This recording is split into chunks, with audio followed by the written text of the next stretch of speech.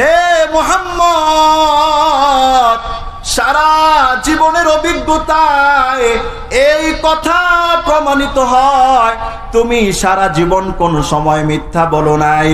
তুমি আল আমিন ছিলে, সত্যবাদী ছিলে।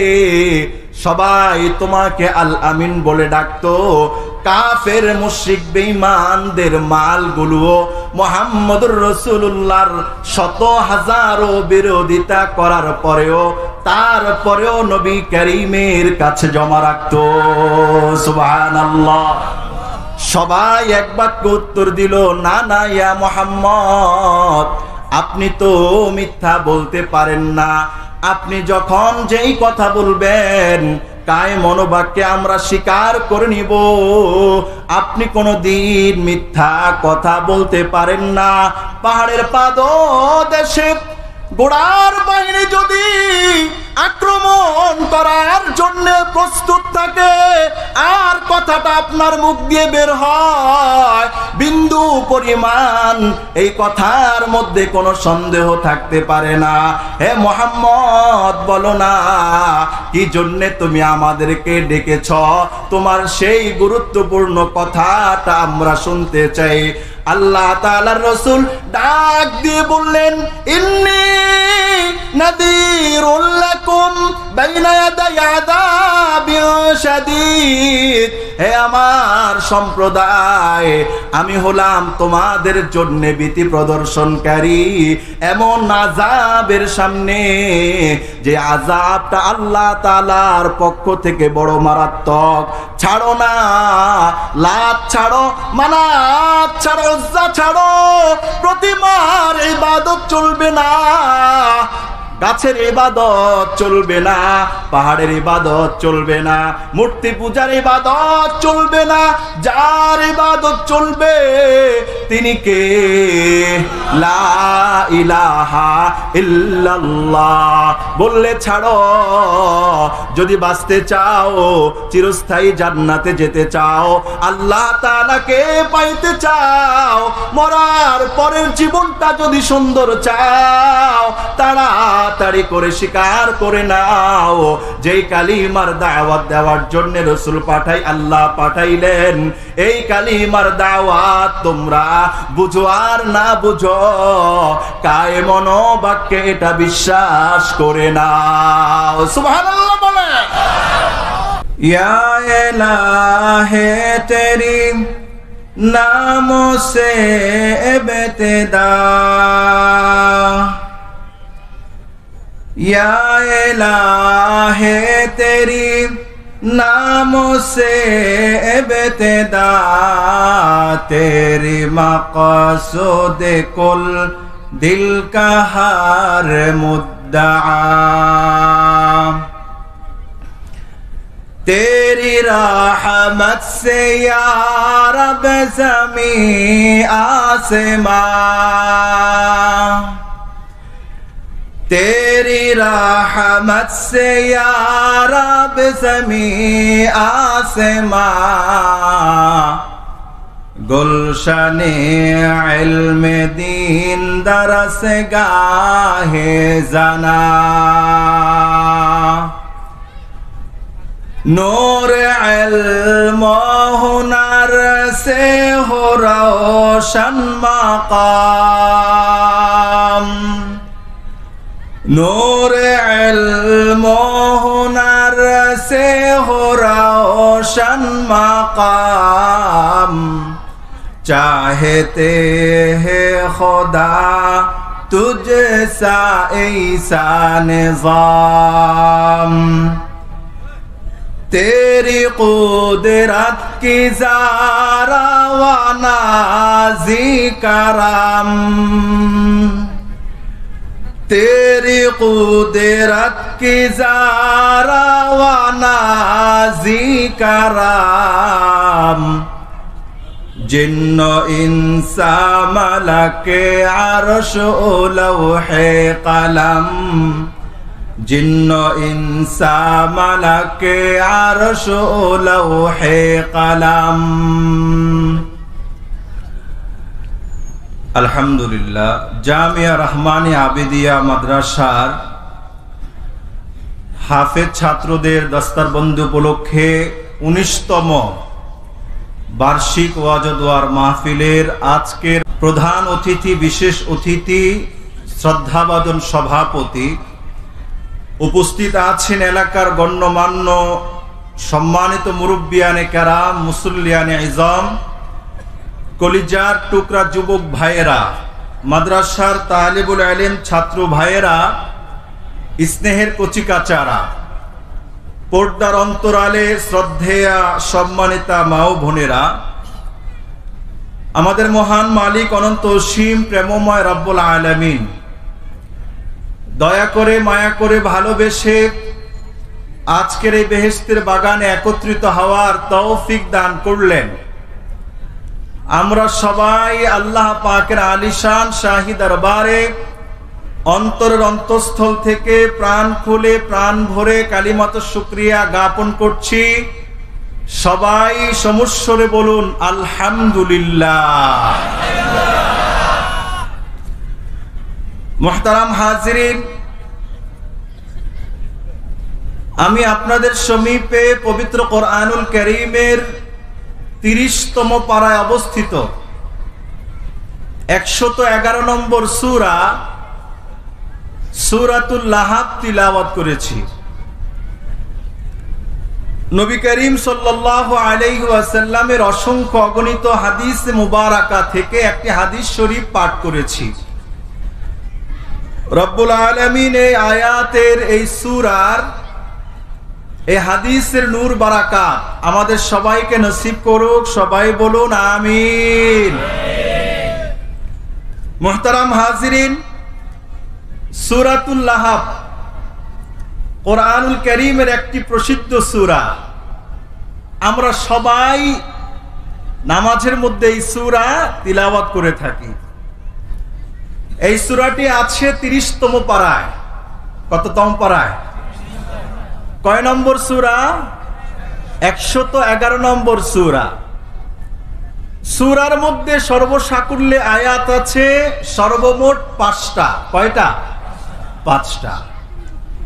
এই সূরাটা আল্লাহ তাআলা একজন ব্যক্তির নামে অবতীর্ণ করেছেন। কয় সুবহানাল্লাহ। ব্যক্তিটা সমাদৃত নয়, ব্যক্তিটা প্রশংসিত নয়, ব্যক্তিটা হলো নিন্দনীয়, নিকৃষ্ট। পৃথিবীতে যত নিকৃষ্ট মানুষ আছে তার মধ্যে এই ব্যক্তিটা নিকৃষ্ট, তার সর্বোচ্চ কাতারে আছে। কোরআনুল কারীমে এইরকম ব্যক্তি বিশেষ, নিকৃষ্ট মানুষ তো রাসূলের জামানায় আরো অনেক ছিল। ফেরাউনের নামে সূরা ফেরাউন আসে নাই, নমরুদের নামে সূরা নমরুদ আসে নাই, আবু জাহেলের নামে সূরাতু আবি জাহেল আসে নাই, কিন্তু আল্লাহ তাআলা সূরাতু আবি লাহাব নামে একটা সূরা অবতীর্ণ করলেন।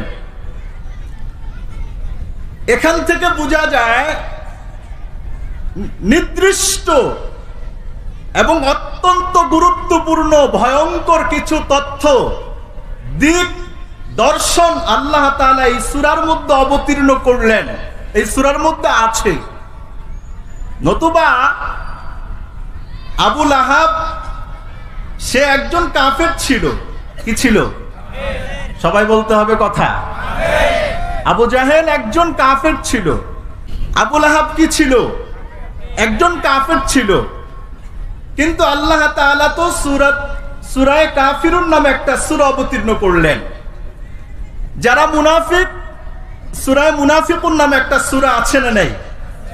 সূরা মুমিন নামেও কিন্তু একটা সূরা আছে। মুমিনদের নামে একটা সূরা, কাফেরদের নামে একটা সূরা, মুনাফিকদের নামে একটা সূরা আছে না নাই? আল্লাহ তাআলা আবু লাহাব সে তো কাফেরের দলভুক্ত, কিন্তু আবু লাহাবের নাম নিয়ে আল্লাহ তাআলা সূরা কেন অবতীর্ণ করলেন? এটার গুরুত্বপূর্ণ, ভয়ঙ্কর, এটার পিছনে দিকদর্শন এবং ইতিহাস আছে। এই সূরা অবতীর্ণ করার মূল প্রেক্ষাপট ছিল, মূল কারণ ছিল আবু লাহাব এমন বেয়াদবি আল্লাহ পাকের রসুলের সাথে করেছেন, এই জাতীয় বেয়াদবিগুলো সচরাচর অন্যরা হাজারো দুশ্মনী করত, শত্রুতামি করত, কিন্তু আবুল আহাব যেই বেয়াদবি রসুলের সাথে করেছে, এইরকম বেয়াদবি করনেওয়ালা সাধারণত মানুষের সংখ্যা খুবই কম। এই জন্য আল্লাহ তাআলা সূরাতু আবি লাহাব অবতীর্ণ করলেন। এই সূরা অবতীর্ণ করার শানুন নুজুল কি, প্রেক্ষাপট কি? বুখারী শরীফের 4770 নম্বর হাদিস। কয় নম্বর হাদিস? বুখারী শরীফের 4770 নম্বর হাদিসে সূরাতু আবি লাহাব এটা অবতীর্ণ হওয়ার প্রেক্ষাপট বর্ণনা করেছেন মুহাম্মদুর রাসূলুল্লাহ সাল্লাল্লাহু আলাইহি ওয়াসাল্লাম। হযরত আব্দুল্লাহ ইবনে আব্বাস, রাইসুল মুফাসসিরিন আব্দুল্লাহ ইবনে আব্বাস রাদিয়াল্লাহু তাআলা আনহুর বর্ণনা, তিনি বললেন যে কোরআনুল কারীমের ওই আয়াত যখন অবতীর্ণ হলো, লাম্মা নাযালাত হাযিহিল আয়াহ ওয়া আনযির আশিরাতাকাল আকরাবিন, কোরআনুল কারীমের 19তম পারায় অবস্থিত 26 নম্বর সূরা, সূরা আশ-শুআরা এর 214 নম্বর আয়াত আল্লাহ তাআলা অবতীর্ণ করলেন, ওয়া আনযির আশিরাতাকাল আকরাবিন। হে মুহাম্মদুর রাসূলুল্লাহ সাল্লাল্লাহু আলাইহি ওয়াসাল্লাম, আপনি আপনার নৈকট্যশীল আত্মীয়দেরকে ভয় দেখান, ভীতি প্রদর্শন করুন। নবী করিম 40 বছর মানুষের দ্বারে দ্বারে, মানুষের ঘরে ঘরে, রাস্তায় হেঁটে হেঁটে কালিমার দাওয়াত দেন নাই, কিন্তু আল্লাহ তাআলার ধ্যান, মুরাকাবা, মুশাহাদায় নবী করিম নিমগ্ন ছিলেন। আল্লাহ তাআলা নবুয়তি দিলেন 40 বছর বয়সে। নবুয়তি দিয়ে বললেন, হে রাসূল, সর্বপ্রথম আপনার দাওয়াতের মিশন শুরু হবে কার থেকে? আপনার পরিবারস্থ নৈকট্যশীল আত্মীয়, জ্ঞাতি গোষ্ঠী সম্প্রদায়ের মানুষদের থেকে আপনার দাওয়াতের কার্যক্রম শুরু হবে। সুবহানাল্লাহ বলে। আল্লাহ তাআলা আয়াত নাজিল করলেন, ওয়া আনযির আশিরাতাকাল আকরাবিন। হে রাসূল, আপনি আপনার নৈকট্যশীল আত্মীয়দেরকে ভয় দেখান। 213 নম্বর আয়াতের মধ্যে আল্লাহ তাআলা বললেন, ফালা তাদউ মাআল্লাহি ইলাহান আখার। রাসূল, আল্লাহ পাকের সাথে কাউকে শরীক করা যাবে? মুসলমানদের শক্তির জায়গা এটাই যে মুসলমান দুনিয়ার কারো কাছে মস্তক অবনত করে না, যার কাছে মস্তক অবনত করে তিনি কে? আল্লাহ। জোরে বলতে হবে কে? নারে তাকবীর। আল্লাহু আকবারকেই সবচেয়ে বেশি ভয় পায় কারা জানেন? মুনাফিকরা। মুনাফিকরা ভয় পায় আল্লাহু আকবারকে, মুশরিকরা ভয় পায় আল্লাহু আকবারকে, পত্তলিকরা ভয় পায় আল্লাহু আকবারকে। যে জায়গায় মুমিন যত শক্তি দিয়ে আল্লাহু আকবার বলবে, ওই জায়গা থেকে শয়তান লেজ গুটিয়ে পালাতে বাধ্য হয়ে যায়। ঠিক না ঠিক কথা বলো? আল্লাহু আকবারের ধ্বনি ছাড়া যাবে না। এটা হলো আমাদের অ্যাটম বোমা। পৃথিবীর সবচেয়ে শক্তিশালী পাওয়ারের নাম আল্লাহু আকবার। অর্থ কি?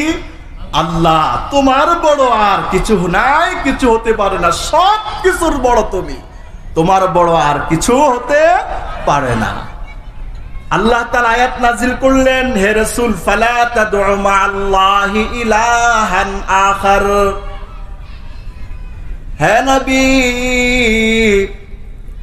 আপনি আল্লাহ তাআলার সাথে কাউকে শরীক করবেন না। ফাতাকুনা মিনাল মুআযযাবিন। আল্লাহ তাআলার সাথে কাউকে শরীক করলে আল্লাহ তাআলার পক্ষ থেকে আপনাকে পাকড়াও করা হবে। ওয়া আনযির আশিরাতাকাল আকরাবিন। হে মুহাম্মদ, আপনি আপনার নৈকট্যশীল পরিবার আত্মীয় স্বজনদেরকে ভয় দেখান। কার ভয় দেখাবেন? আমি আল্লাহ তাআলার ভয় দেখান। আল্লাহ ছাড়া এই পৃথিবীতে ইবাদতের উপযুক্ত আর কোনো মাবুদ নাই। লা ইলাহা ইল্লাল্লাহ, নাই কোনো মাবুদ আল্লাহ ছাড়া, ইবাদতের উপযুক্ত কোনো ইলাহ, কোনো মাবুদ আল্লাহ ছাড়া আর কেউ হতে পারে না। ও আনজির আশিরাতাকাল আকরাবিন, হে নবী আপনি আপনার নৈকট্যশীল আত্মীয়দেরকে ভয় দেখান। নবী করিম কি করলেন? হাদিসের মধ্যে যেটা আসছে, খারাজা, তাড়াতাড়ি করে ঘর থেকে বের হয়ে পড়লেন। হাত্তা সাইদা সাফা, মক্কার বাইতুল্লাহর পার্শ্বেই সাফা মারওয়ায় অবস্থিত। নবী করিম দৌড়িয়ে কোথায় উঠলেন? সাফা পাহাড়ে উঠলেন। ফাহাতাফা ইয়া সাবাহ, ডাক দিচ্ছে, হে আমার এলাকার লোক সকল আসো, হে আমার ভাইরা আসো, চিৎকার করে ডাকছে। আহলে আরবদের মধ্যে একটি রেওয়াজ ছিল, একটি প্রথা ছিল, যদি কোনো ভয় ভীতির বিষয়ের ব্যাপারে মানুষদেরকে সতর্ক করতে হয়, তাহলে আহলে আরবরা একটা পাহাড়ের চূড়ায় উঠে চিৎকার করত, কেউ পতাকা ধরত, কেউ নাঙ্গা হয়ে যেত। নবী করিম দৌড়ি উঠলেন কোথায়? সাফা পাহাড়ে পাদদেশে দৌড়ি উঠলেন, বললেন, ইয়া সাবাহা, ইয়া সাবাহা, হে আমার সাথী সকল, হে আমার এলাকার গোত্রের প্রিয় আপনজন, কারা কোথায় আছো, তাড়াতাড়ি আসো। নবী করিমের এই চিৎকার শুনে ওনার এলাকার সমস্ত মানুষ বলতে লাগলো, কে রে চিৎকার করে ডাক দেয়? ফাকালু মান হাদা, কে এটা? অন্যরা বলতে লাগলো, ফাকালু হুয়া মুহাম্মদ সাল্লাল্লাহু আলাইহি ওয়াসাল্লাম, উনি হলেন মুহাম্মদ সাল্লাল্লাহু আলাইহি ওয়াসাল্লাম। হাত্তা ইজতামাউ, এমনকি এই মক্কার আশেপাশের গোত্রের যত মানুষ আছে সব সাফা পাহাড়ের পাদদেশে এসে উপস্থিত হয়ে গেল। হাত্তা ইজতামাউ, ফাকালা ইয়া বনি ফুলান, ইয়া বনি ফুলান, আল্লাহ তাআলার রাসূল ডাক দেয়, হে অমুকের সন্তান অমুক, ইয়া বনি আব্দে মানাফ, হে বনি আব্দে মানাফ, ইয়া বনি আব্দুল মুত্তালিব, হে আব্দুল মুত্তালিবের সন্তানরা। আল্লাহ তাআলার নবী ডাক দিচ্ছেন, চিৎকার করে ডাকের কারণে সব মানুষরা নবী করিমের কাছে সাফা পাহাড়ের পাদদেশে এসে উপস্থিত হয়ে গেল। আর নবী করিম ডাকছেন, ইয়া বনি আব্দুল মুত্তালিব, হে আব্দুল মুত্তালিবের সন্তান, আসো না, তোমাদের সাথে কথা আছে। ইয়া বনি আব্দে মানাফ, আসো না, এমন কথা তোমাদেরকে শোনাবো, ইতিপূর্বে এই কথা তোমাদেরকে আর কেউ শোনায় নাই। সুবহানাল্লাহ। হাজার হাজার মানুষ একত্রিত হলো। আল্লাহ পাকের নবী ডাক দিয়ে বললেন, আরাইতুম লাউ আখবারতুকুম, হে আমার সম্প্রদায়, তোমাদের কি ধারণা যদি আমি তোমাদেরকে এই সংবাদ দেই, আন্না খাইলান বিসাফি হাদাল জাবাল, পাহাড়টাই তো হলো সাফা পাহাড়। বললেন, তোমাদের কি ধারণা, তোমাদের কি বক্তব্য যদি আমি তোমাদেরকে বলি এই পাহাড়ের পাদদেশে একটি ঘোড়ার সৈন্য দলরা অপেক্ষায় আছে, প্রস্তুতি নিয়ে আছে, যেই কোনো সময় তোমাদের উপর হামলা করতে পারে। আকুনতুম মুসাদ্দিকিয়া, তোমরা কি আমাকে আমার এই কথাটাকে সত্যায়ন করবে কিনা? সুবহানাল্লাহ। সমস্ত মানুষ এক বাক্যে উত্তর দিল, মা জাররাবনা আলাইকা ইল্লা সিদকা। হে মুহাম্মদ, সারা জীবনের অভিজ্ঞতায় এই কথা প্রমাণিত হয়, তুমি সারা জীবন কোন সময় মিথ্যা বলো নাই। তুমি আল আমিন ছিলে, সত্যবাদী ছিলে। সবাই তোমাকে আল আমিন বলে ডাকতো। কাফের মুশরিক বেঈমানদের মালগুলো মুহাম্মদুর রাসূলুল্লাহর শত হাজারো বিরোধিতা করার পরেও তারপরেও নবী করিমের কাছে জমা রাখতো। সুবহানাল্লাহ। সবাই এক বাক্যে উত্তর দিল, না না ইয়া মুহাম্মদ, আপনি তো মিথ্যা বলতে পারেন না। আপনি যখন যেই কথা বলবেন কায় মনোবাক্যে আমরা স্বীকার করে নিব। আপনি কোনদিন মিথ্যা কথা বলতে পারেন না।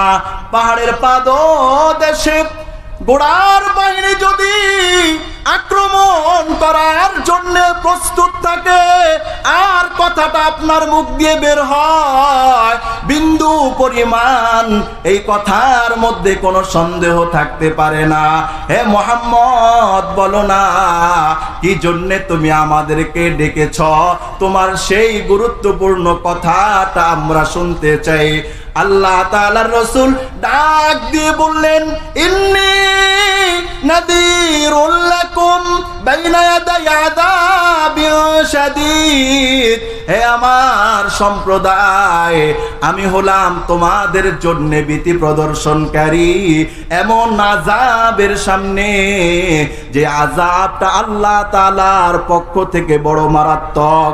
ছাড়ো না, লাত ছাড়ো, মানাত ছাড়ো, উজ্জা ছাড়ো, প্রতিমার ইবাদত চলবে না, গাছের ইবাদত চলবে না, পাহাড়ের ইবাদত চলবে না, মূর্তি পূজার ইবাদত চলবে না।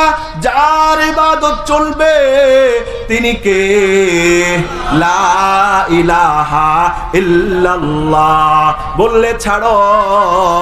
যদি বাঁচতে চাও, চিরস্থায়ী জান্নাতে যেতে চাও, আল্লাহ তাআলাকে পাইতে চাও, মরার পরের জীবনটা যদি সুন্দর চাও, তাড়াতাড়ি করে স্বীকার করে নাও যেই কালিমার দাওয়াত দেওয়ার জন্য রাসূল আল্লাহ পাঠাইলেন, এই কালিমার দাওয়াত তোমরা বুঝো আর না বুঝো, কায়ে মনোবাক্যে এটা বিশ্বাস করে নাও। সুবহানাল্লাহ বলে।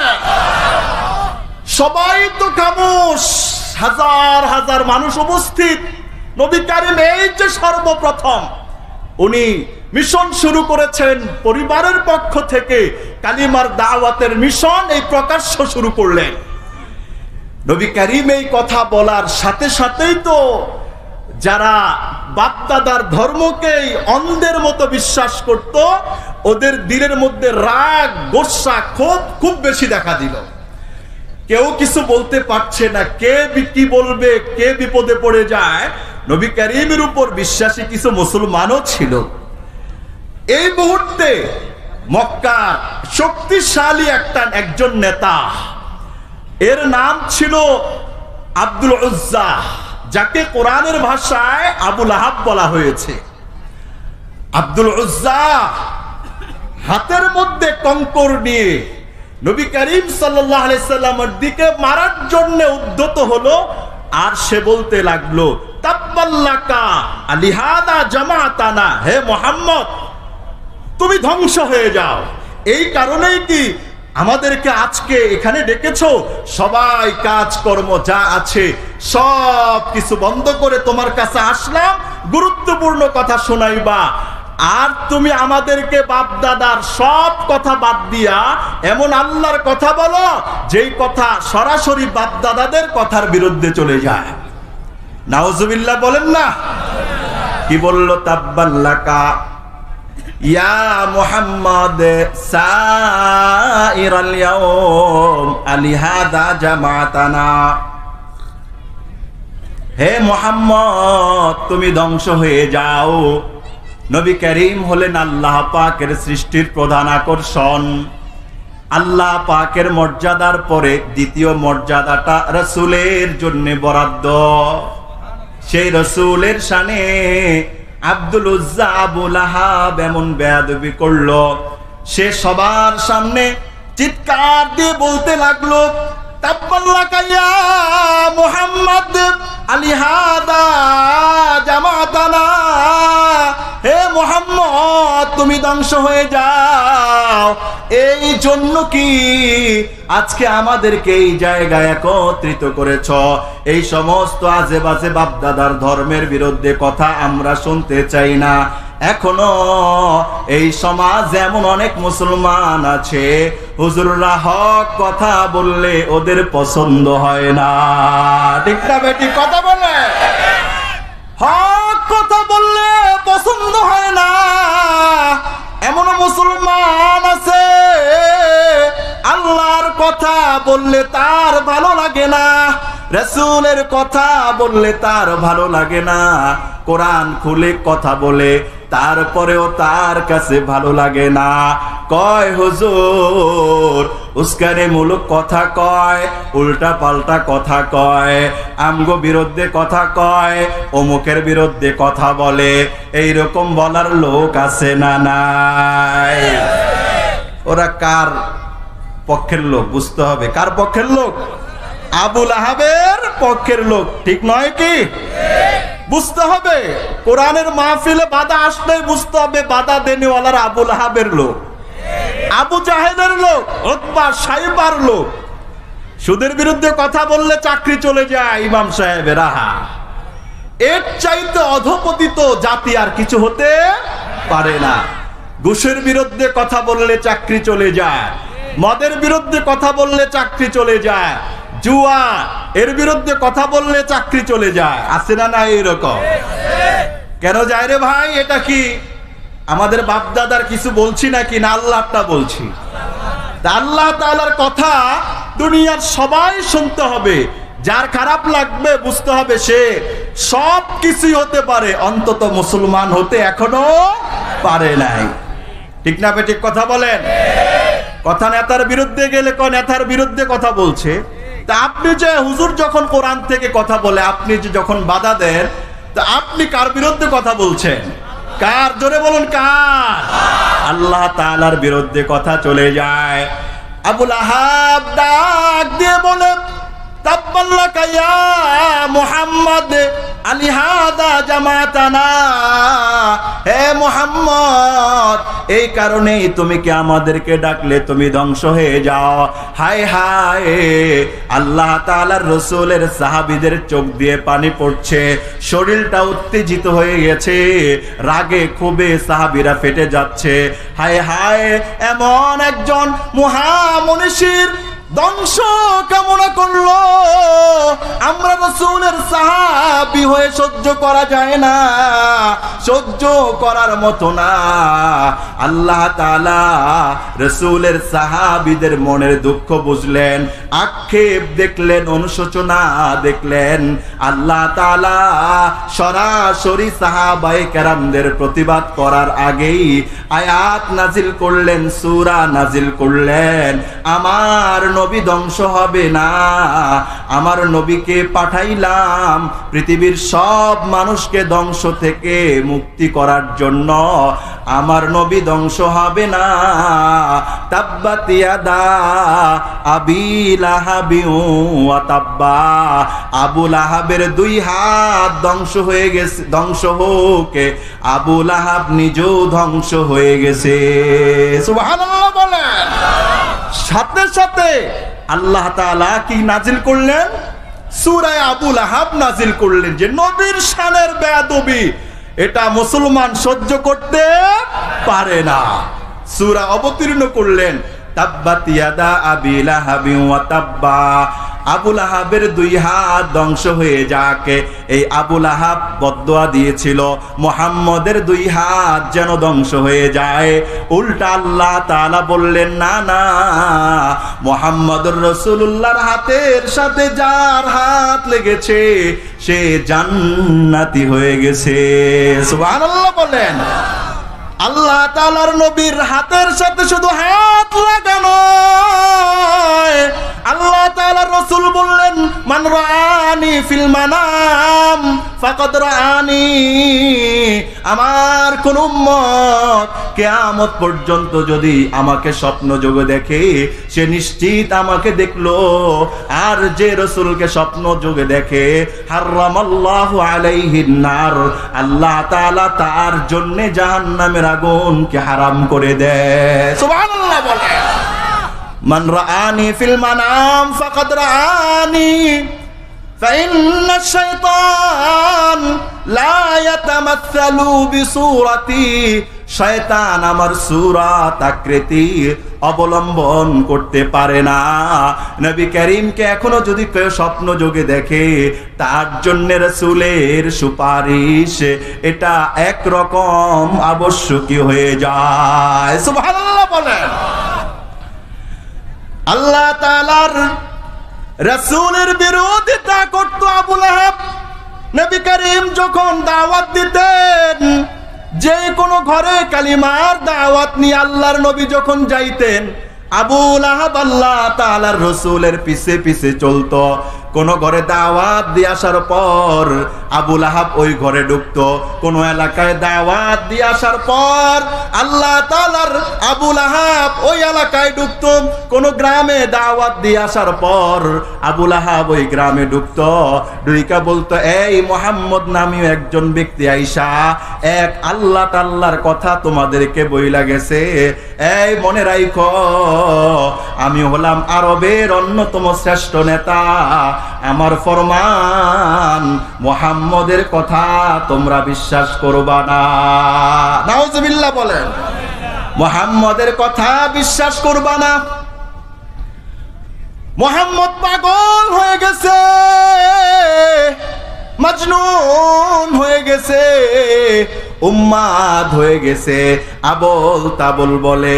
এই মুহাম্মদুর রাসূলুল্লাহ আবল তাবল বলে না, যা বলে সব আল্লাহ পাকের পক্ষ থেকে বলে। কোন কথা রাসূল নিজের পক্ষ থেকে বলে না। ঠিক না ঠিক কথা বলে? কোন কথা আল্লাহ তাআলার রাসূল নিজ থেকে বলে না। আবুল আহাব আল্লাহ তাআলার রাসূলের মিশনকে নষ্ট করার জন্য বলতো, এই মুহাম্মদের কথা বিশ্বাস করবা না। সাহের মজনুন কাহেন, এই খারাপ অভ্যাসটা আবুল আহাবের ছিল।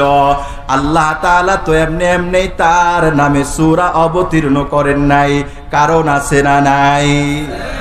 মক্কার মধ্যে আবুল আহাব যখন আল্লাহ পাকের রাসূলের বিরুদ্ধে মানুষের কাছে বদনাম করা শুরু করলো, শুধু সে নয়, তার বিবি উম্মে জামিলও বদনাম করা শুরু করলো। আল্লাহ তাআলা তার বিবির কথাও কিন্তু এই সূরার মধ্যে আনলেন। কার কথা? আবুল আহাবের স্ত্রীর কথা, উম্মে জামিলের কথাও কিন্তু এই সূরার মধ্যে আনলেন। এরা এজেন্ডা নিয়েছে, এই মুহাম্মদের কথার স্বীকৃতি দিবা না। সবার মধ্যে একরকম কৌতূহল আসলো, হায় হায়, পাগলের পিছে ভালো মানুষ লাগে না। ওরা যাকে পাগল বলে সে যদি পাগল হয়, মক্কার বড় বড় নেতা যারা, তাদের ঘুম কেন হারাম হয়ে যায়? এই জন্যে মক্কার মধ্যে ঢুকার যতগুলো বড় বড় রাস্তা ছিল, ওই রাস্তার মাথায় মাথায় আবুল আহাব তার বাহিনীদেরকে দাঁড় করায় রাখতো। বলতো, তোমরা মক্কায় ঢুকবা, মুহাম্মদ নামে একজন লোকের কথা শুনবা, সেই বাপদাদার ধর্মের বিরোধিতা করে, তার কোনো কথা তোমরা বিশ্বাস করবা না। মানুষের মনের মধ্যে আসলো, হায় রে, যদি সে একজন পাগল হয়, তার পিছনে এত মানুষ লাগলো কেন? এটা তো সাধারণ পাগল নয়, এই পাগলটাকে একটু দেখতে যাবার দরকার। দলে দলে মানুষ ছুটা শুরু করছে। এই মুহাম্মদ নামীয় মানুষ বলে যে পাগল, নাউজুবিল্লাহি মিন যালিক, চলো না তাকে আমরা দেখতে যাই। আল্লাহ তাআলার রাসূল মক্কার কাবা শরীফকে সামনে নিয়ে আল্লাহ তাআলার কোরআনুল কারীম তিলাওয়াত করছে। দলে দলে মানুষ ছুটে আসছে মুহাম্মদ নামীয় পাগলকে দেখার জন্য। জোরে বলুন নাউজুবিল্লাহ। হাজার হাজার মানুষ কাবার প্রান্তরে এসে দেখে মুহাম্মদের কণ্ঠে সুমধুর কোরআনুল কারীমের তিলাওয়াত। হায় রে, এত মধুর তিলাওয়াত তো ইতিপূর্বে আর আমরা শুনি নাই। এত চমৎকার তিলাওয়াত, মনটা তো গলে যায়, হৃদয়টা তো বিগলিত হয়ে যায়। এত সুমধুর কণ্ঠের তিলাওয়াত, এই রকম ব্যক্তি কোনোদিন পাগল হইতে পারে না। দেখে রাসূল কারীমের চেহারার নুরানি আলোর মাধ্যমে কাবার কালো গিলাফগুলো, দেওয়ালগুলো নূরে নূরান্বিত হয়ে ঝলমল করছে। মানুষের আর বুঝতে বাকি নাই মুহাম্মদ যে এজেন্ডা নিয়ে মাঠে নেমেছে, এই এজেন্ডাই সত্য। যারা তার বিরোধিতা করে তারা সবাই মিথ্যা। সুবহানাল্লাহ বলেন। যারা বিরোধিতা করে তারা সবাই মিথ্যা। মানুষ রাসূল কারীমের হাতে হাত রেখে মুসলমান হওয়া শুরু করলো। লা ইলাহা ইল্লাল্লাহু মুহাম্মাদুর রাসূলুল্লাহ, এটা বলে বলে মানুষ ইসলামের মধ্যে প্রবেশ করা শুরু করলো। আল্লাহ তাআলার রাসূল বললেন, মুসলিম শরীফের হাদিসের মধ্যে এসেছে, মান ক্বালা লা ইলাহা ইল্লাল্লাহ দাখালাল জান্নাহ, কেউ যদি আন্তরিকতার সাথে কালিমা তাইয়্যিবা লা ইলাহা ইল্লাল্লাহ মুহাম্মাদুর রাসূলুল্লাহ বলে, আল্লাহ তাআলার রাসূল বললেন দাখালাল জান্নাহ, সে জান্নাতের মধ্যে প্রবেশ করবে। সুবহানাল্লাহ বলে। আল্লাহ তাআলার রাসূল বললেন, মান কানা আখিরু কালামিহি লা ইলাহা ইল্লাল্লাহ দাখালাল জান্নাহ। এই আমার উম্মতের দল, আমার কোন উম্মতের শেষ কথা যদি এটা হয় লা ইলাহা ইল্লাল্লাহ মুহাম্মাদুর রাসূলুল্লাহ দাখালাল জান্নাহ, 80 বছর ধরে যদি অন্য ধর্মের মধ্যে থাকুক, গাছের পূজা করুক, পাথরের পূজা করুক, মূর্তির পূজা করুক, যাই করুক না কেন, 80 বছর পরে যদি সে মৃত্যুর আগে একবারের জন্য বলে যায় লা ইলাহা ইল্লাল্লাহ, আল্লাহ পাকের রাসূল হাদিসে বলেছেন 80 বছরের সব গুনাহ আল্লাহ তাআলার সাথে সাথে মাফ করে দিবেন। আরো জোরে বলুন সুবহানাল্লাহ। 80 বছর পর একবার লা ইলাহা ইল্লাল্লাহ বলার পর 80 বছরের জীবনের যত গুনাহ আল্লাহ তাআলা সব গুনাহগুলোকে মাফ করে দিবেন। একজন বুজুর্গ ছিল, একজন মূর্তি পূজক ছিল। পরবর্তীতে আল্লাহ তাআলা তাকে বুজুর্গ বানিয়েছেন। 70 বছর ধরে সালাম সালাম বলে ডাকতে থাকে।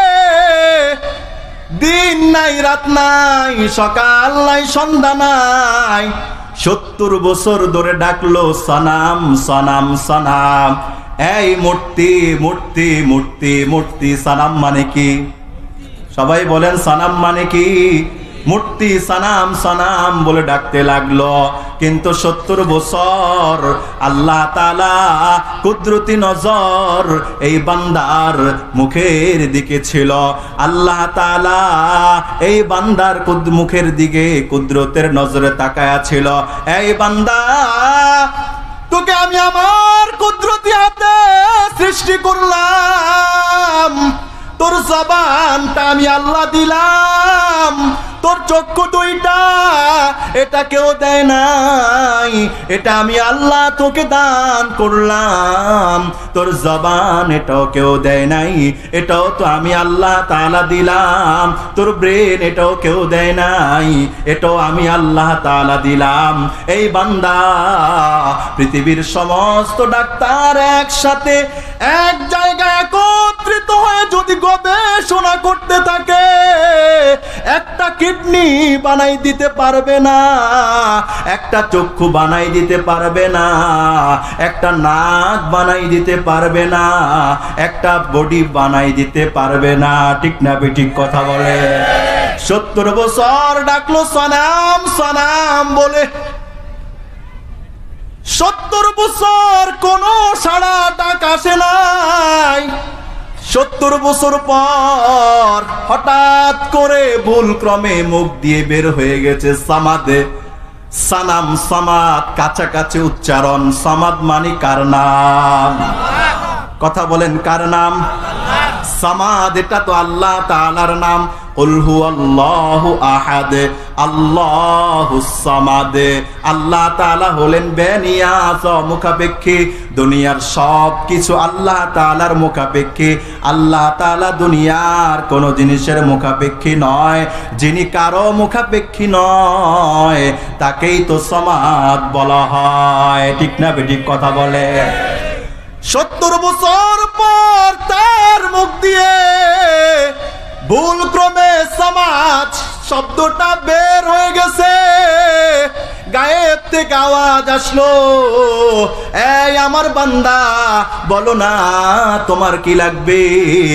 70 বছর তো আমি আল্লাহ তাআলা আমার কুদরতের নজর তোর মুখের উপর ফেলাই রাখলাম, কিন্তু তুই 70 বছর একবারও আমাকে আল্লাহ বলে ডাকস নাই। সানাম বলতে গিয়া সামাদ বের হয়ে গেছে।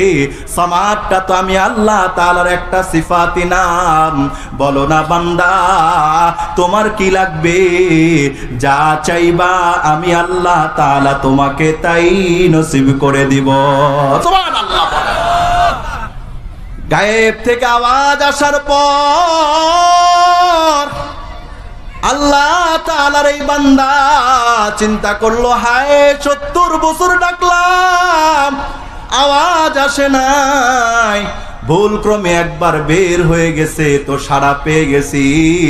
তো সে সমস্যরে বলতে লাগলো, লা ইলাহা ইল্লাল্লাহ, লা ইলাহা ইল্লাল্লাহ, লা ইলাহা ইল্লাল্লাহ, লা ইলাহা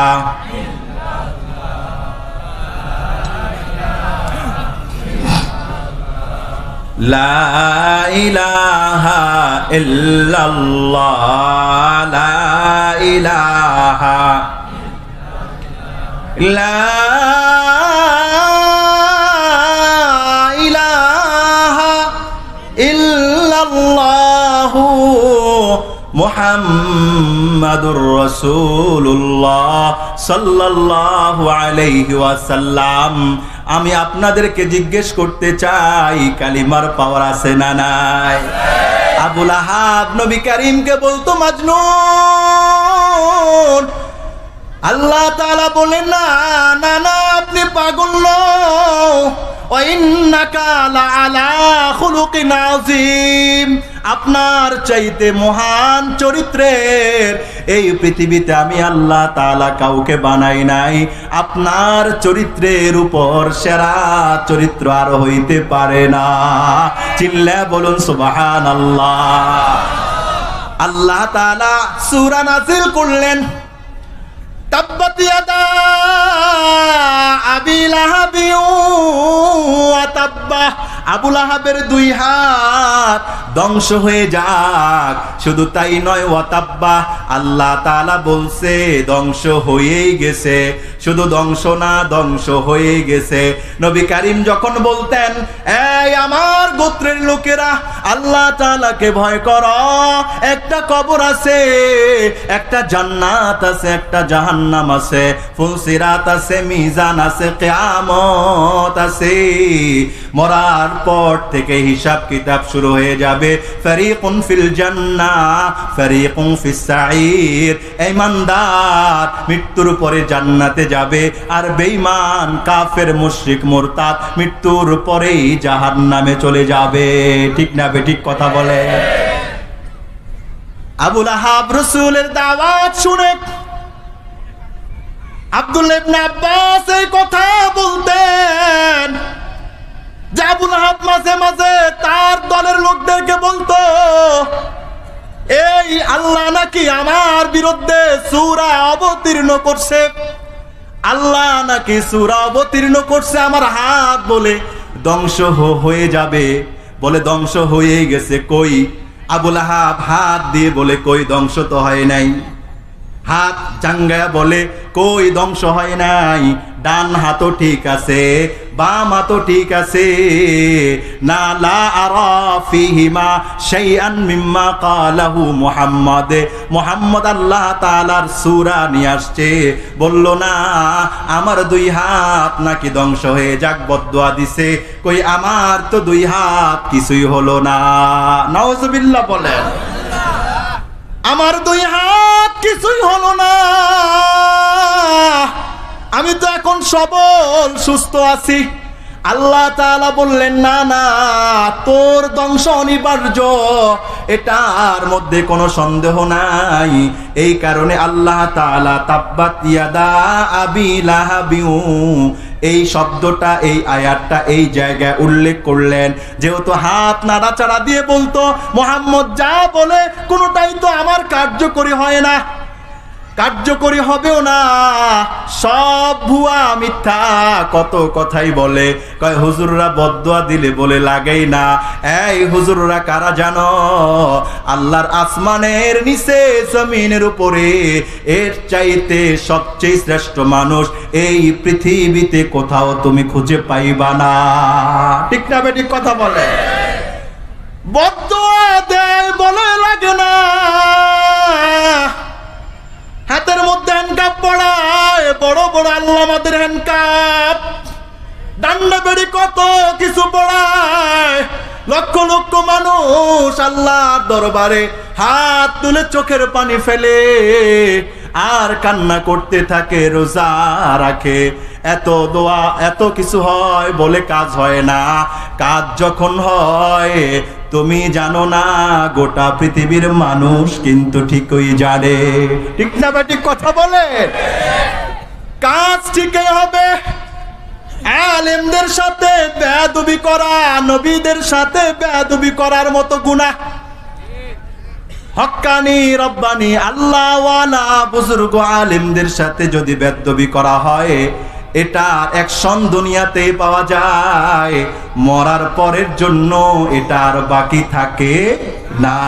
আল্লাহ তাআলা বললেন, আবু লাহাব সে তুই নিজেও ধ্বংস। বদরের যুদ্ধের 7 দিন পরে ওই বলল না আমি ধ্বংস হব না। বদরের যুদ্ধের 7 দিন পরে তার গলার নিচে এক প্রকার বসন্ত গোটা শুরু হলো। একটা দুইটা করে গোটা উঠতে উঠতে আবু লাহাবের গোটা শরীরটা এমন অবস্থা হলো, লড়তে চড়তে আর পারে না। গোটা শরীর তার বসন্ত হলো, গোটা হয়ে গেল। এটা পচা শুরু করলো, দুর্গন্ধ বের হওয়া শুরু করলো। তার ছেলে পরিবার আত্মীয় স্বজনরা আবু লাহাবকে ঘর থেকে টেনে বের করে জঙ্গলের মধ্যে দিয়ে আসলো। নাউজুবিল্লাহ বলেন। ওই যে বললো না আমার তো কিছুই হবে না, কিছুই হবে হবে হবে হবে। যখন বুঝবা তখন আর কোনো কাজ কথা বলে না কেন? হবে, এটা মিস হবে না, এটা মিস হবে না। বুলেটের গুলি মিস হয়ে যায়, মিসাইলের লক্ষ্য মিস হয়ে যেতে পারে, রকেটের রাডার মিস হতে পারে, মজলুমের বদদোয়া, আলেমের বদদোয়া কখনো মিস হতে পারে না। কেন? মজলুমের বদদোয়া আর আল্লাহ পাকের মাঝে পৌঁছতে লাইসা বাইনাহু ওয়া বাইনাল্লাহি হিজাব, কোনো পর্দা থাকে না। ঠিক না বেঠিক কথা বলেন? আল্লাহ তাআলা শুধু এটা বলেন নাই, বললেন মা আগনা আনহু মালুহু ওয়া মা কাসাবে। এই তোমরা শুনো, আবু লাহাবের মাল তার সন্তান তার বিন্দু পরিমাণ উপকার করতে পারে নাই। আবু লাহাব অহংকার করে বলতো আমার কোটি কোটি টাকা আছে, আমার হাজার কোটি টাকা আছে, স্বর্ণ সামন্ত আছে, মুহাম্মদের আল্লাহ তাআলা যদি আমাকে গজব দেয়, আযাব দেয়, আমি আমার লোক দিয়ে রক্ষা করতে পারবো, টাকা দিয়ে রক্ষা করতে পারবো, পয়সা দিয়ে রক্ষা করতে পারবো। রাখে আল্লাহ, মারে কে? মারে আল্লাহ, রাখে কে?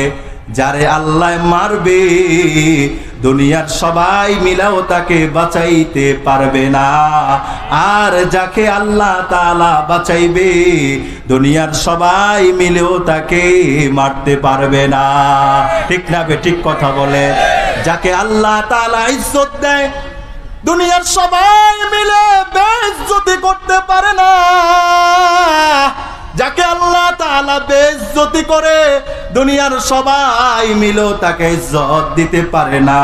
ইজ্জত দেওয়ার মালিককে, হায়াত দেওয়ার মালিককে, সুস্থ রাখার মালিককে, মৃত্যু দেওয়ার মালিককে। হায়াত মউত সব কার কুদরতি হাতে আছে? কথা বলেন কার? সব আল্লাহ তাআলার কুদরতি হাতে আছে। বলতো না না মুহাম্মদের আল্লাহ আমার কিছুই করতে পারবে না, আমার টাকা আমাকে বাঁচাবে, আমার সন্তান আমাকে বাঁচাবে, আমার জ্ঞাতি গোষ্ঠী আমাকে বাঁচাবে।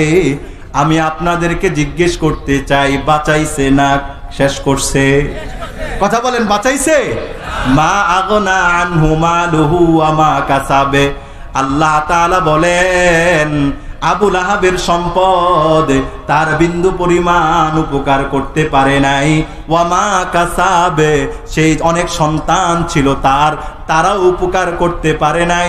পরিণাম কি হয়েছে? আবু লাহাবকে মরা কুকুরকে গলায় যেই রকম রশি টেনে মানুষ টানতে থাকে, আবু লাহাবের গলায় এইরকম ভাবে রশি পেঁচিয়ে তাকে টেনে দূরে রেখে আসছে। এখনো কিন্তু সে মরে নাই। কিছুদিন পর গোটা শরীরের চামড়া, হাড্ডি, গোশত সব পচে যখন তার মৃত্যু হয়ে গেল, এত দুর্গন্ধ ছুটা শুরু হয়েছে। এই দুর্গন্ধের কারণে এলাকার কোনো মানুষ আরামে থাকতে পারত না, যার কারণে তার সন্তান তার কাছে যায় নাই, বিবি আবু লাহাবের কাছে যায় নাই, তার জ্ঞাতি গোষ্ঠীও তার কাছে যায় নাই। দুনিয়ার সবাই স্বার্থপর, বাবাও সন্তানকে চিনবে না, সন্তান বাবাকে চিনবে না, স্বামী তার স্ত্রীকে চিনবে না, স্ত্রী তার স্বামীকে চিনবে না। বলবে হুজুর কবে? কিয়ামতের দিন আল্লাহ তাআলাই বলছেন, কিন্তু কিয়ামত লাগবে না, এক করোনা এসেই দেখা দিছে কে কার জন্য পাগল। ঠিক না বেঠিক কথা বলে? কলিজার টুকরা একমাত্র সন্তান করোনা ইন্তেকাল করার পর মা সন্তানকে ধরে নাই, বাবাও সন্তানকে ছুঁয়ে ধরে নাই। কেউ তো এই পৃথিবী থেকে মরতে চায় না, তবে মৃত্যু একদিন আসবে, এটা থেকে রেহাই পাওয়া যাবে না। করোনার সময় স্বামী স্ত্রীর কাছে যায় নাই, যেই স্বামী তিলে তিলে মাথার গাম পায়ে ফেলে 5 তারা বিল্ডিং করলো স্ত্রীর সুখের জন্য, সন্তানের সুখের জন্য। যখন শুনেছে বাবা মরছে, স্বামী মরেছে, তখন বলেছে হাসপাতালেই রাখেন, বাসায় আর বাড়িতে আনার দরকার নাই, নিচতলায়ও আয়না রাখবে এই সুযোগও দেয় নাই। ঠিক না বেঠিক কথা বলেন? কবর দিছে কে? বাবার কবর ছেলেরা দিছে? স্বামীর কবর বিবিরা দিছে, বিবিদের কবর স্বামীরা দিছে। কে দিছে বলেন তো? আলেম ওলামায়ে কেরাম এবং বিভিন্ন ধর্মীয় মানবতাকামী সংগঠনরাই হাজার হাজার লাশকে মৃত্যুর ভয় উপেক্ষা করেও তারা কবর দিয়েছে। ছেলে দেয় নাই, মেয়ে দেয় নাই, স্বামীও আসে নাই, স্ত্রীও আসে নাই। এইরকম নজির একটা না হাজার হাজার ছিল, শত শত এইরকম নজির ছিল। ঠিক না বেঠিক কথা বলেন? আবু লাহাবকে কুকুরের মতো টেনে কিছু গোলাম ভাড়া করছে। গোলাম ভাড়া করে এত দুর্গন্ধ ছুটছে, দুর্গন্ধের কারণে আশেপাশের কোনো মানুষ আরামে বসবাস করতে পারে নাই। গলার মধ্যে রশি পেঁচায়া 2-3 জন গোলামকে তারা ভাড়া কইরা, এরপর ওই গোলামরা টেনে টেনে পাহাড়ের চূড়ায় উঠায়া ধাক্কা দিয়া গর্তে পালায় দিছে। এই হলো মক্কার সবচেয়ে বড় নেতা, যে ডাক দিলে লাখ লাখ মানুষ চলে আসতো। তার আখেরি পরিণাম এটা। কেন? সে রাসূল কারীমের সাথে বেয়াদবি করেছে। ঠিক না বেঠিক কথা বলেন? সে রাসূল কারীমের সাথে গুস্তাখি করেছে, রাসূল কারীমের সাথে দুশমনি করেছে। মা আগনা আনহু মালুহু ওয়া মা কাসাব সায়াসলা নারান যাতা লাহাব ওয়া ইমরাআতু। আল্লাহ তাআলা বললেন, ও চিরে আবু লাহাব এমন লেলিহান আগুনের মধ্যে প্রবেশ করবে। সায়াসলা নারান যাতা লাহাবিউ ওয়া ইমরাআতু। ও চিরে আবু লাহাব লেলিহান অগ্নিতে, আগুনে, জাহান্নামে প্রবেশ করবে। আমি আল্লাহ তাআলা নবীর শানে বেয়াদবি করার কারণে তাকে লেলিহান আগুনের মধ্যে প্রবেশ করাবো। নাউজুবিল্লাহ বলেন। সায়াসলা নারান যাতা লাহাবিউ ওয়া ইমরাআতুহু হাম্মালাতাল হাতাব। শুধু সে প্রবেশ করবে না, তার স্ত্রী উম্মে জামিল সেও জাহান্নামের আগুনের মধ্যে প্রবেশ করবে। স্বামীও জাহান্নামে যাবে, স্ত্রীও জাহান্নামে যাবে। উম্মে জামিল তৎকালীন সময়ে মক্কার আরবের মধ্যে সবচেয়ে সুন্দরী নারী হিসেবে পরিচিত ছিল এবং আবু সুফিয়ানের বাগ্নী ছিল, বড় নেতার কন্যা ছিল। উম্মে জামিল আবু লাহাবের স্ত্রী। যখন সূরা আবু লাহাব অবতীর্ণ হয়, উম্মে জামিল পাথর নিয়েছে হাতের মধ্যে, মুহাম্মদকে খোঁজা শুরু করছে। কোথায় মুহাম্মদ আছে? কি করবা?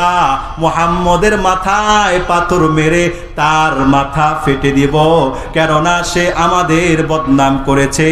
আমরা নাকি ধ্বংস, আমার স্বামীও নাকি ধ্বংস। এই জন্যে হাতের মধ্যে পাথর নিয়ে খোঁজাখুঁজি করা শুরু করলো। প্রতিমধ্যে জানলো আল্লাহ তাআলার নবী আবু বকর সিদ্দিক রাদিয়াল্লাহু তাআলা আনহুর সাথে মক্কার কাবার প্রান্তরে বসা আলাপচারিতায় ব্যস্ত। আবু বকর সিদ্দিক সর্বশ্রেষ্ঠ খলিফা, সর্বশ্রেষ্ঠ সাহাবী, দেখলেন আবু লাহাবের স্ত্রী উম্মে জামিল দৌড়ায়া হাতে পাথর নিয়ে আসতেছে। আল্লাহ তাআলার নবীকে বললেন, নবী অবস্থা তো ভালো না, আবু লাহাবের স্ত্রী যেইভাবে আসতেছে মনে হয় আপনার কোনো ক্ষতি করার জন্য আসবে। আল্লাহ তাআলার রাসূল বললেন, টেনশন করবা না, ও আসবে কিন্তু আমাকে দেখবে না। সুবহানাল্লাহ বলেন। ও আসবে, আমাকে দেখবে না। তুমি তোমার মতো করে উত্তর দিয়ে দিও। দৌড়ায়া উম্মে জামিল আবু বকরের সামনে আসলেন। রাসূল কারীম ও তার সাথে বসা। আল্লাহ তাআলার রাসূল বললেন, আবু বকর তুমি কি আল্লাহ তাআলার কোরআনুল কারীমের ওই আয়াত পড়ো নাই? কোরআনুল কারীমের 15তম পারা অবস্থিত 17 নম্বর সূরা, সূরাতু বনী ইসরাঈলের 45 নম্বর আয়াতে আল্লাহ তাআলা বললেন, হে রাসূল ফাইদা ক্রাআতাল কুরআন জাআলনা বাইনাকা ওয়া বাইনাল্লাযীনা লা ইউমিনুনা বিল আখিরাতি হিজাবাম মাসতুরা। আল্লাহু আকবার। হে আল্লাহ তাআলার নবী, যখন আপনি কোরআনুল কারীম তিলাওয়াত করবেন কাফেরদের মাঝে আপনার মাঝে এমন একটা পর্দা দিয়ে দিব, ওই কাফেররা আপনার সামনে আসবে কিন্তু আপনাকে দেখবে না। সুবহানাল্লাহ বলেন। আবু লাহাবের স্ত্রী উম্মে জামিল আবু বকরের সামনে এসে দাঁড়ানো। আবু বকরের মধ্যে তো ভয়, মুহাম্মদুর রাসূলুল্লাহকে দেখলে মাথায় পাথর মারবে, মাথা ফেটে যাবে। আবু বকরের সামনে উম্মে জামিল আসছেন, বলছেন এই মুহাম্মদ কোথায়? মুহাম্মদ কোথায়? তুমি খুঁজা লাও কোথায় আছে। আবু বকর এটা বলেন নাই যে আমার সাথে আছে, এই যে এখানে বসে আছে, এটা বলেন নাই। বলছে খুঁজা নাও কোথায় আছে, আমার সাথে আছে না নাই তুমি দেখো না, তুমি খুঁজা লাও মুহাম্মদ কোথায় আছে। উম্মে জামিল আসছে কিন্তু রাসূলকে দেখে নাই। রাসূল কোরআনুল কারীম তিলাওয়াত করছে, ফাগশাইনাহুম ফাহুম লা ইউবসিরুন। ওরা আল্লাহ তাআলা বললেন, হে রাসূল আমি আপনাদেরকে ডেকে নিব, আমি তাদেরকে ডেকে নিব, তারা কিছুই দেখতে পারবে না।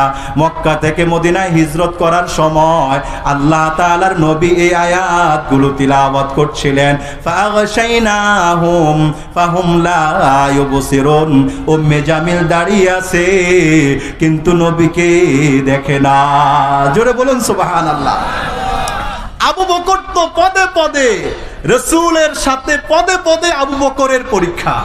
রাসূল কারীমকেও আল্লাহ তাআলা নানান প্রকার বালা মুসিবত দিয়ে রাখছেন, আবু বকরও এটার সাথে কি শরীক, তাই না? সব জায়গায় রাসূলের সাথে আবু বকরও হিজরত করলেন, সব জায়গায় ছিল। এজন্য আল্লাহ তাআলা রাসূলকে, আল্লাহ তাআলা রাসূল আবু বকরকে সর্বশ্রেষ্ঠ সাহাবী হিসেবে আখ্যায়িত করেছেন। জোরে বলুন সুবহানাল্লাহ। আবু বকর বললেন, আরে কোথায় আছে আমি তো জানি না। আবু বকর নরম দিল ছিলেন কিন্তু বোকা ছিলেন না। নরম দিল ওয়ালা হওয়ার অর্থ হলো বোকা না, চালাক চতুর ছিলেন। বলে কোথায় আছে তুমি দেখে নাও, আমাকে জিজ্ঞেস করছো কেন? উম্মে জামিল কিন্তু রাসূল কারীমকে কি করতে পারছে না, দেখতে পারছে না, তাই না? আলেম ওলামায়ে কেরামদেরকে অনেকে অনেক ভাবে বোকা মনে করে, এগুলো বোকা না। আলেমদের চাইতে চালাক পৃথিবীতে আর কিছু হতে পারে না। কথা বুঝেন না মনে হয়। চালাক মানে কি? আরেকজনের ধোকা দিয়ে খাওয়া, আরেকজনের আইল ঠেলা, আরেকজনের বউ নিয়ে ভেঙে যাওয়া, আরেকজনের প্রতি জুলুম করা, জাতির টাকা মাইরা খাওয়া, এটাই কি চালাকি? ইয়ে চালাকি নেহি হ্যাঁ, ইসমে হালাকি হ্যাঁ। এটা চালাকি নয়, এটা হালাকি। যা খাইছেন এগুলোর হিসাব পাই টু পাই দিতে হবে, যা নিলাম সব পাই টু পাই দিতে হবে। প্রত্যেকটা জুলুমের হিসাব আল্লাহর দরবারে হবে কি হবে না? কথা বলেন নাকি, হবে কি হবে না? আল্লাহ তাআলা রাসূল কি বলেছেন? চালাক কারা জানো? যারা আখিরাতটাকে নিয়ে একটু ভাবে, কবরটাকে নিয়ে ভাবে, মরলে কি হবে। আল কাইয়্যিসু মান দানা নাফসা ওয়া আমিলা লিমা বাদাল মাউত। এই বুদ্ধিমানকে, অনেক টাকা, অনেক পয়সা, অনেক জ্ঞানী, অনেক গুণী, বিদেশ থাকে, আমেরিকা, ইউরোপ থাকে, অনেক লম্বা, অনেক সুদর্শন বডি, ফিটনেস অনেক ভালো, এরাই কি চালাক? বলে না না, ইসমে চালাকি নেহি হয়। আল্লাহ তাআলা রাসূল বলেছেন, তুমি পৃথিবীর যেই কোনো প্রান্তেই থাকো না কেন, যেই কোনো অবস্থায় থাকো না কেন, চালাক তো হলো আমার উম্মতের মধ্যে সেই উম্মত যে মরার পরে কি হবে এটার জন্য এখন থেকেই ফিকির করা শুরু করে দেয়। একজন মানুষ 5 ওয়াক্ত নামাজ পড়ে, দিনে আনে দিনে খায়, কষ্ট মষ্টে চলে, এও কিন্তু সমাজের একজন মানুষ। এমন মানুষ আছে না নাই? আরেকজন মানুষ লাখ লাখ টাকা কামায়, নামাজ নাই, বন্দেগী নাই, কিছু নাই, আলিশান তার চলাফেরা উঠা বসা, তাই না? আচ্ছা, এলাকার মানুষ কার দিকে ফোকাস করছে বেশি বলেন তো? যার লাখ লাখ টাকা, কোটি কোটি টাকা, রমরমা ব্যবসা বাণিজ্য, আমোদ ফুর্তি অনেক বেশি, এলাকার হাজারো লাখো মানুষের ফোকাস তার দিকে। আরে সেই তো অনেক কামিয়াব। আর যে বেটায় দিনে আনে দিনে খায়, 5 ওয়াক্ত নামাজ পড়ে, হক হালালের সাথে চলে, এর দিকে কারো ফোকাস নাই, কেউ তাকায়ও না, কিছুও না, আবার সালামও দেয় না। এর ওরা সালাম দিলে লাভ নাই, যেখানে সালাম দিলে লাভ আছে, কিছু পাওয়া যাবে, ওইখানে সালাম দেব, এরকমও তো কিছু মানুষ আছে। কথা বলেন না? সালামের মধ্যে সুবিধা অসুবিধা আছে না নাই? কিন্তু মুসলমান সুবিধা অসুবিধা খোঁজে না। মুসলমান যে মুসলমানকে সালাম দিবে, এটাই রাসূলের সুন্নাহ এবং তরিকা। ঠিক না ঠিক কথা বলেন? সালামের দ্বারা কি হয়? ভালোবাসা তৈরি হয়। আমি যে কথাটা বলছিলাম, আচ্ছা বলেন তো, এই দুই শ্রেণীর মানুষের মাঝে দুনিয়ার মানুষের কাছে, হাজারো মানুষের কাছে, লাখো মানুষের কাছে ওই রমরম আয়োজন করে নেওয়ালা ব্যক্তিকে ফোকাস করা হয়। ওই যে সাদা সিধা আল্লাহওয়ালা জিন্দিগি যাপন করে তার দিকে কেউ ফোকাস করে না, ঠিক নয় কি? আচ্ছা, এটা তো আপনি দুনিয়ার বিচার করলেন। এবার আমি একটু দুনিয়া না, দুনিয়াতে কয়দিন থাকবেন বলেন? 100 বছর, 200, কত বছর থাকবেন? বেশি দিন তো থাকা যাবে না। সব জিনিসের নিশ্চয়তা থাকলেও মৃত্যুর কোনো নিশ্চয়তা নাই। আচ্ছা, এবার কবরের জগতের হিসাব করেন। কবর জগতের দিকে তাকাইলে, আখিরাতের দিকে তাকাইলে এই দুই ব্যক্তির মাঝে কে বুদ্ধিমান বেশি বলেন? কথা বলেন না কেন? ওই যে বেটা নামাজ পড়ে হক হালালি ভাবে চলে, আল্লাহ বিল্লাহ করে, রসুলের উপর এতাআত করে, ওই লোকটাই হলো রসুলের কাছে বুদ্ধিমান। দুনিয়ার সবার কাছে আপনি বুদ্ধিমান, রসুলের কাছে বুদ্ধিমান নও, এই বুদ্ধির কোনো দাম নেই। দুনিয়ার সবাই আমাকে বলে নির্বোধ, বোকা, কিন্তু আল্লাহর কাছে আমি বুদ্ধিমান, রসুলের কাছে আমি বুদ্ধিমান, এটা হাজার কোটি লক্ষ কোটি গুণে আরো বেশি দামি, ঠিক না বেটি? কথা বলেন। কিছু মানুষ টিটকারি মস্কারি করে, কয় মোল্লার দর নাকি মসজিদ পর্যন্ত। কথা বলে না? মোল্লার দৌড় মসজিদ পর্যন্ত, মসজিদের দৌড় জান্নাত পর্যন্ত। কথা কয় না? আপনি আর কি দিয়ে বুঝাবেন? মোল্লার দৌড় মসজিদ পর্যন্ত। আরে মসজিদ তো আমাকে নামাজে নিয়ে যায়, এই মসজিদেই নামাজ নিয়ে যায়, এই নামাজ আমাকে কোথায় নিয়ে যাবে? জান্নাতে নিয়ে যাবে। এজন্য আলেম ওলামা এরা বোকা নয়, এরা আল্লাহ তাআলার এই আসমানের নিচে জমিনের উপরে সর্বশ্রেষ্ঠ বান্দা। রসুলের পরে, নবীদের পরে, সাহাবীদের পরে বর্তমান পৃথিবীতে কেন? এরা বক্ষে আল কোরআন লালন করে। আপনিও দামি হতে চান? আসেন, বুকের সাথে কোরআনটা মিলান, মেমোরিতে কোরআনটা ঢুকান, আপাত মস্তকে কোরআনটাকে ফলো করার চেষ্টা করেন।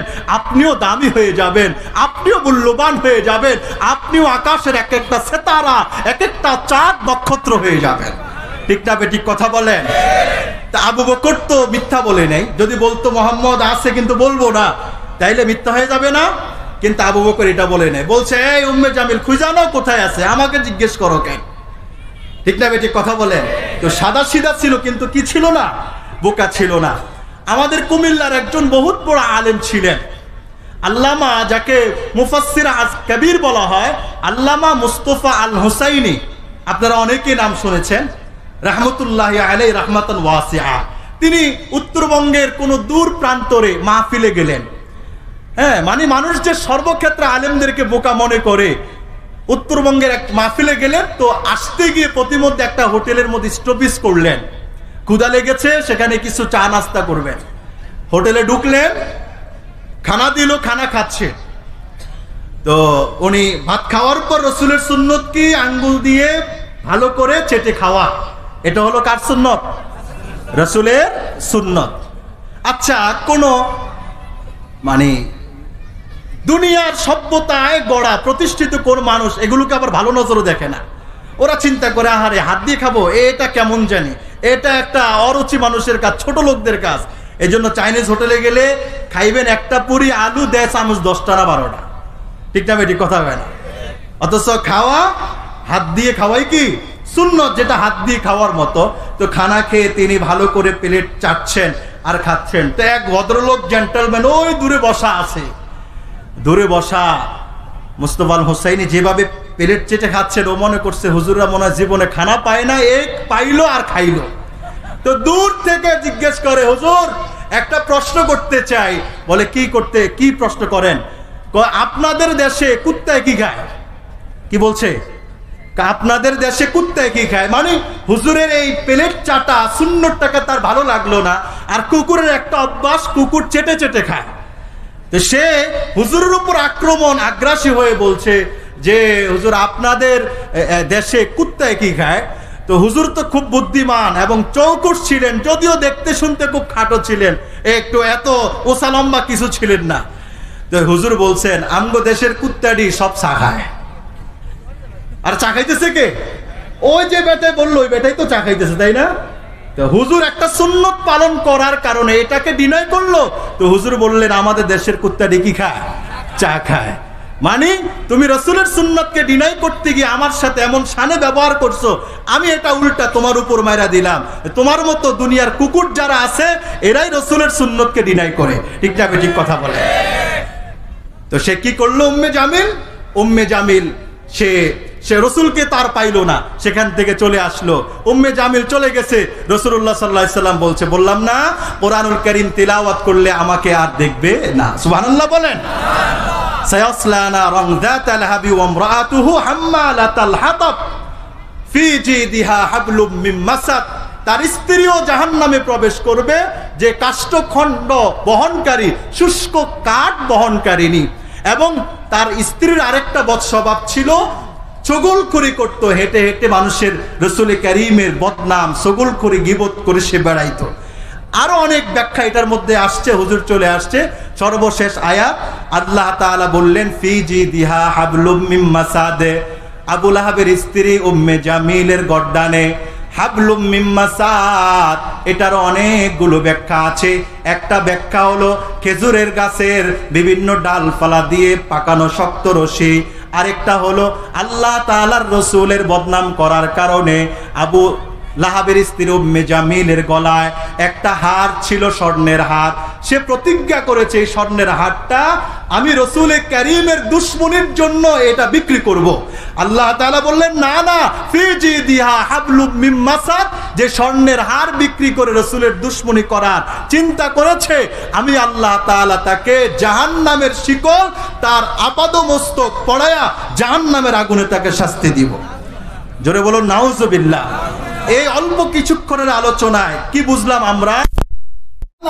রাসূলের জানবাজ আশিক যারা, এরা রাসূলের জন্য সারা জীবন দেওয়ানা থাকবে, পাগল থাকবে, রাসূলের কটূক্তি করবে, আলেম ওলামায়ে কেরামদের শানে অবমাননাকর কোন কথা বলবে, এটা মুসলমান সহ্য করবে ইনশাআল্লাহ? বলেন নারে তাকবীর, নারে তাকবীর। وآخر دعوانا الحمد لله رب العالمين. السلام عليكم ورحمة الله وبركاته.